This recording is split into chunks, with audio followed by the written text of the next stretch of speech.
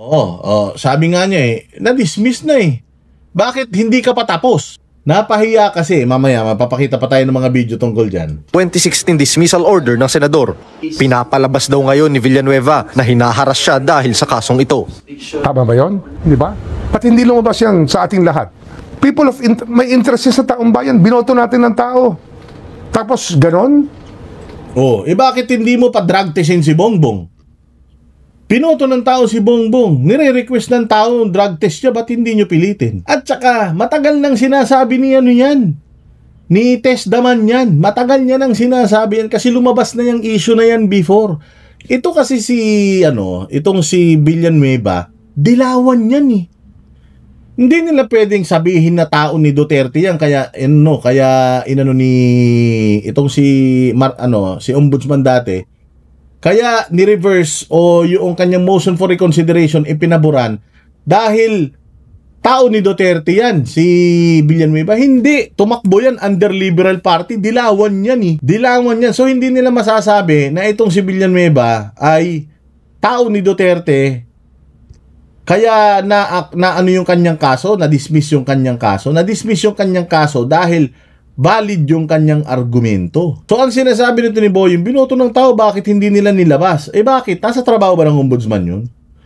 Nasa employee handbook ba o nasa kontrata ba ng ombudsman ang magpa-interview na magpa-interview? Putangin na yan, ikaw ang naging pinakamaingay na DOJ secretary. Pinakasinungaling pa. Natatandaan ninyo yung kasinungalingan nito, yung may nahuling, sabi niya may pugot na ulo daw nakita sa Bilibid, putangin na yan, Jollibee manok. Chicken Joy pala yung mga nakuha mga buto ron. Napakasinungaling. Basta gusto niyang pagbintangan, talagang paninindigan niya. Matigas ang mukha nito, sabi ko nga sa iyo, gusto nang pagpahingahin to Ayaw pa niyang magpahinga So ngayon ang sinasabi niya na daw yun. Hindi naman pwede, binoto ng taong bayan tapos pa-secret. O ganun din tayo kay Bongbong, binoto ng taong bayan si Bongbong tapos yung drug test niya pa-secret, hindi siya magpa-drug test, public office is public trust. Hindi niyo pwedeng gamitin yan sa ibang mga politiko kung hindi niyo kayang i-enforce sa mismong presidente natin na kailangan patunayan niya sa mga Pilipino na hindi siya sabog. Kailangan niyang patunayan sa mga Pilipino na hindi siya adik. O kita mo, doon sa ASEAN, nawawala na naman. Picturan, nawawala. Bakit? Ayan ang sinasabi natin yan ang sinasabi ko sa inyo Masyado kayong mga double standards na naman Tatago mo sa amin yung totohanan? Hindi pa kami tapos. Pwede pa ba ma-reverse yun? Ulit? Hindi, pag-aaralan namin. We might have to refile the case. Wala naman double jeopardy yun It sucks. Yung bagay na yun, di ba? Diba? So, iniikutan niya talaga yung batas. Dito nga, sinabi niya na yung tax avoidance is legal. Yung tax evasion, illegal. Tanga, parehas illegal yun. Meron lang kasong tax evasion, walang kasong tax avoidance. Pero considered as tax evasion na din yung tax avoidance. Ganyan ang utak ng isang ombudsman. Attack dog, hindi pa kami tapos. Bakit galit na galit ka kay Villanueva? Hindi naman si Villanueva problema ng Pilipinas. Ang problema ng Pilipinas, si Romualdez, Zaldico, tsaka si Bongbong Marcos na pumirma ng pinaka-corrupt na budget sa buong Pilipinas. Putangin na yan ang problema, bakit hindi yun ang targetin mo? Tapos na yung kaso ni Villanueva, bakit i-refile mo pa? Uunahin mo pang i-refile yan kaysa filean ng kaso si Romualdez at si Zaldico?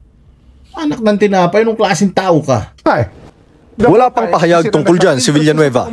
Tinan ninyo itong Tignan ninyo kung ano sasabihin sa kanya dito ni Samuel Martires.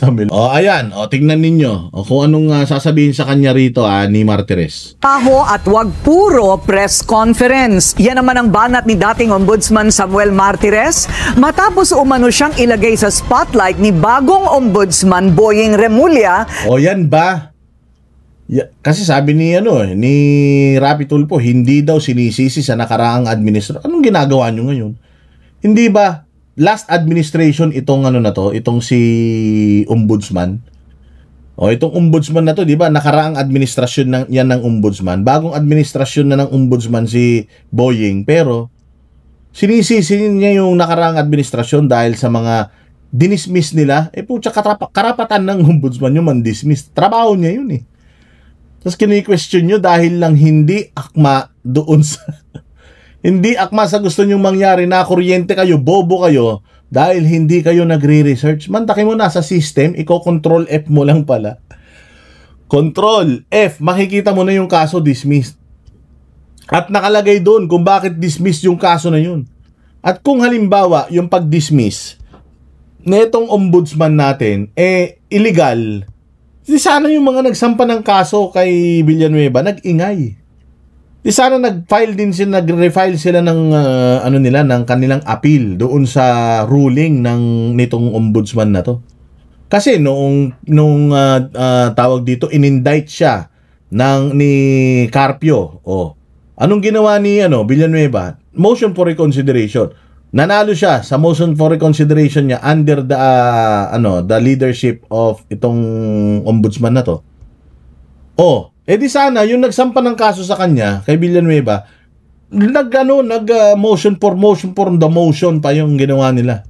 Hindi na wala na. Bakit? Kasi nga nakalagay doon yung reason bakit dinismiss. At valid yung reason kaya dinismiss yung kaso, kaya nga hindi na ulit isinampa So ngayon ang gagawin ni Boying, pag-aaralan niya at i-refile niya kung kailangan.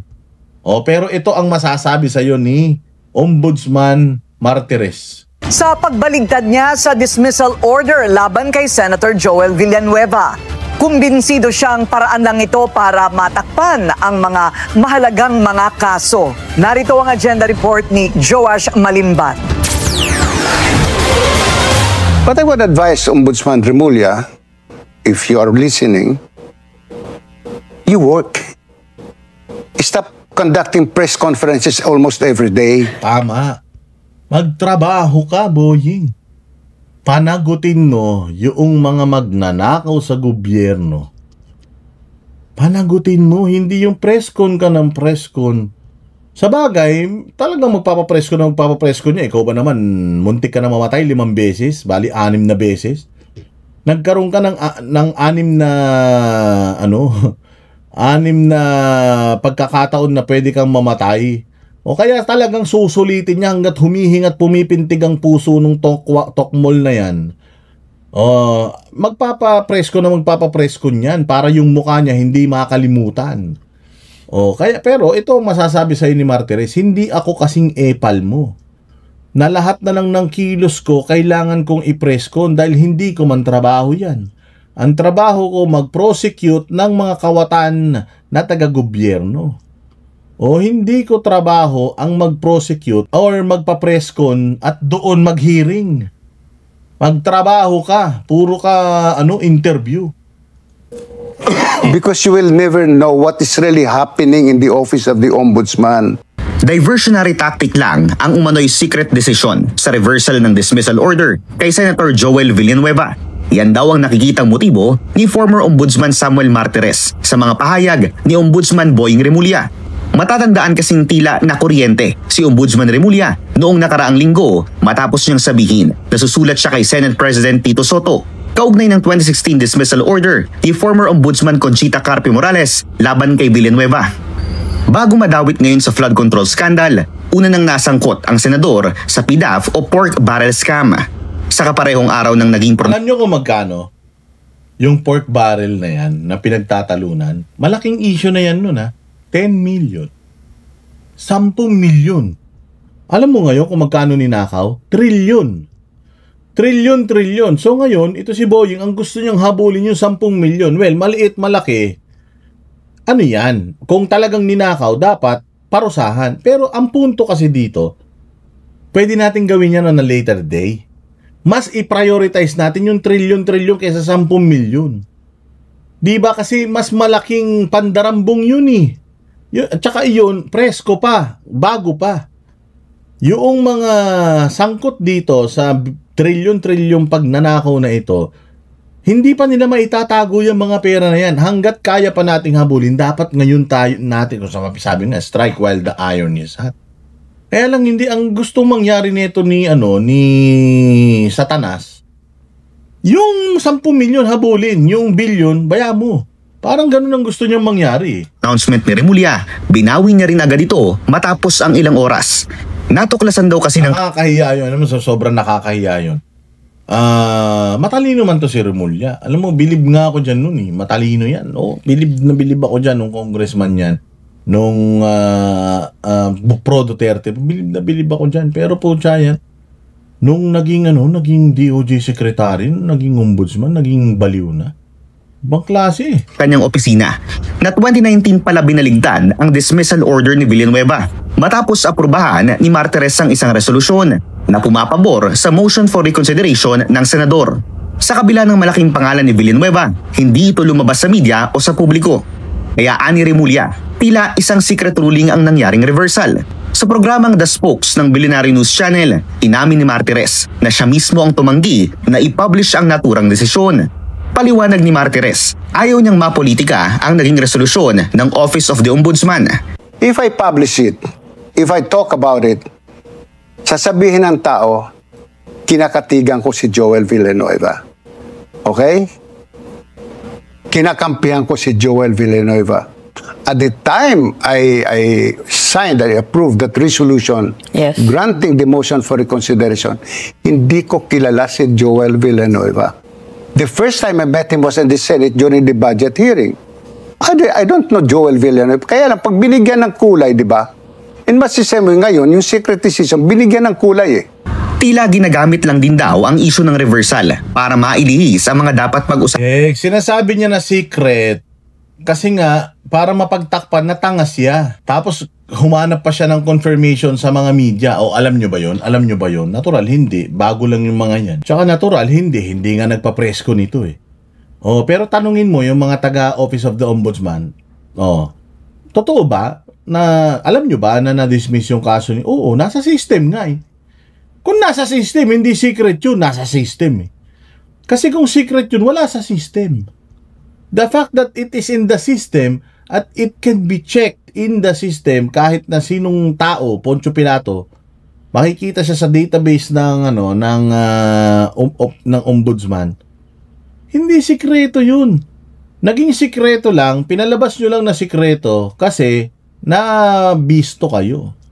Nabisto kayo una incompetence, hindi kayo nagche-check. Pangalawa, nabisto kayo na target nyo talaga na ilihis yung issue sa flood control kasi nga, sinong binabanatan nyo? Marcoleta, si Chis Escudero, o katulad yan, binabanatan na naman nung asawa ni Caballo, si Caballo yung vice ganda. Binabanatan niya si Heart Evangelista dahil yung eskwelahan daw sa Sorsogon, bulok. Buking ng ina niyan. Department of Education Secretary ba si Heart Evangelista? Tayo ng vice ganda to, ang yabang-yabang, kala mo pinatiles yung buong eskwelahan. Kung makasita kay Heart Evangelista, kala mo pinagawa niya yung buong eskwelahan, nag-donate ka lang ng konti eh. Tapos nagyayabang ka na. Sinisita mo na si Heart Evangelista, nag-donate ka lang ng magkano? O ako dito kay Heart Evangelista, mag-donate ako dun sa sa barangay ni Vice Ganda eh. Pagawan ko ng ng karera ng kabayo para hindi na umalis-alis ng lugar niya itong si Vice Ganda eh. Di ba?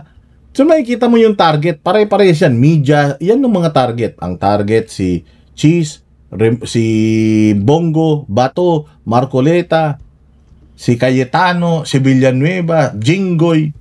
O yan ang nila, yan ang nabisto sila dun na talagang nililihis nila. Tapang issue. But haven't you noticed that I am now the flavor of the month? And the flavor of the month before was flood control projects, ghost projects. Nakalimutan na natin yon. The flavor of the month was the trillion peso march. Nakalimutan na ng tao. Sa kaparehong programa, sinabi naman ni Nooy Senate President Franklin Drilon na hindi na nila iniakyat sa Senado ang kaso ni Villanueva dahil kung pagbabasihan daw ang saligang batas, walang jurisdiksyon ng ombudsman sa mga miyembro ng Kongreso. Pero paglilinaw niya, klaro na hindi inaktuhan ng Senado ang dismissal order mula sa ombudsman. The issue has not been brought to the Senate on the merits. Malinaw na ang ombudsman hindi niya saklaw ang mga impeachable officials. Mga House of Representatives at saka mga Senado. Kasi ang Senado, pwede silang magtanggal ng mga miyembro nila eh. May ethics committee yan, di ba? Oo, na pwede nilang tanggalin on bad merits yung kanilang mga tao. Ang Congress ganyan. Inexpel nila, di ba? Inexpel nila si Arnie Tevez. Meron silang kapangyarihan na gawin yun.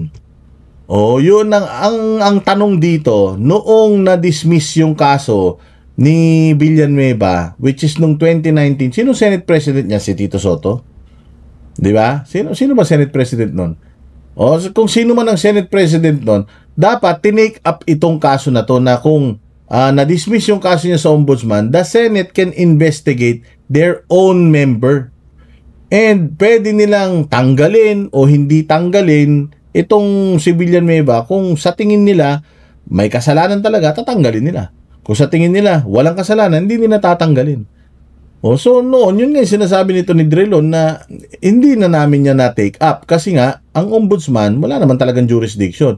Yung leadership ng Senado, sana nung dinismiss ng Ombudsman, nag-imbestiga yung leadership ng Senado at tiningnan kung bakit may kaso siya sa Ombudsman. Valid ba yung kaso niya sa Ombudsman? Hindi ba siya karapat-dapat na maging senador? Dahil dun sa kaso niya sa Ombudsman, yun ang proseso. Hindi alam ni Boying yun. O, ngayon, pinatatrabaho pa rin ni Boying kahit